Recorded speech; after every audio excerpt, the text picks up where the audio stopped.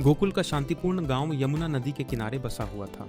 वहां के लोग सरल और खुशहाल जीवन जीते थे, लेकिन उनकी शांति को अक्सर मथुरा के अत्याचारी राजा कंस से खतरा रहता था। कंस को एक भविष्यवाणी से डर था, जिसमें कहा गया था कि उसकी मृत्यु उसकी बहन देवकी के पुत्र के हाथों होगी, और वह पुत्र कोई और नहीं, स्वयं भगवान श्री कृष्ण थे। अपनी जान बचाने के लिए कंस ने कई राक्षसों को गोकुल भेजा ताकि वे छोटे कृष्ण को मार सकें। इन्हीं राक्षसों में से एक थी पूतना, जो एक दुष्ट राक्षसी थी। वह एक सुंदर महिला का रूप धारण कर सकती थी और उसने छोटे कृष्ण को जहर पिलाने की योजना बनाई। एक सुबह जब गोकुल के लोग अपने रोजमर्रा के कामों में व्यस्त थे, पूतना गांव में आई। उसने एक बेहद सुंदर महिला का रूप धारण किया था। वह रेशमी कपड़े पहने थी और सोने के गहनों से सजी हुई थी।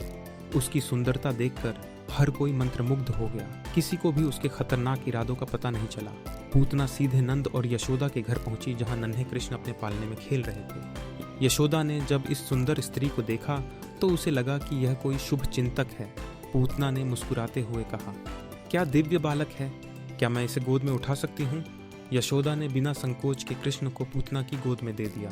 पूतना ने प्रेम दिखाते हुए कृष्ण को गोद में लिया और अपने झर से भरे स्तन को कृष्ण को पिलाने के लिए आगे बढ़ाया। लेकिन नन्हे कृष्ण, जो साधारण बालक नहीं थे, तुरंत उसकी चाल समझ गए। भोलेपन से मुस्कुराते हुए कृष्ण ने उसका स्तन पकड़ा और पीना शुरू किया।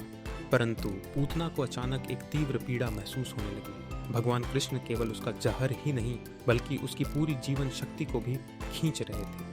पूतना का तिकला का असली रूप सामने आने लगा। उसकी सुंदरता गायब हो गई और वह एक भयानक राक्षसी के रूप में प्रकट हो गई। उसकी आंखें डर से फैल गईं, क्योंकि उसने समझ लिया कि यह बालक कोई साधारण बालक नहीं है। उसने कृष्ण को अपने से दूर करने की कोशिश की, लेकिन कृष्ण ने उसे मजबूती से पकड़ रखा था। गांव के लोगों ने एक जोरदार धमाका सुना। जैसे ही पूतना विशालकाय राक्षसी के रूप में गिरकर मर गई, धरती हिल गई और लोग डरते डरते वहां पहुंचे। उन्होंने देखा कि नन्हा कृष्ण पूतना के विशाल शरीर पर खेल रहा था और खिलखिला रहा था। यशोदा और नंद पहले तो घबरा गए, लेकिन उन्होंने तुरंत अपने बच्चे को उठा लिया और गले से लगा लिया। गोकुल के लोग इस चमत्कार को देखकर हैरान रह गए। उन्होंने समझ लिया कि कृष्ण कोई साधारण बालक नहीं है, वह तो दिव्य अवतार हैं, जो उनकी रक्षा के लिए आए हैं।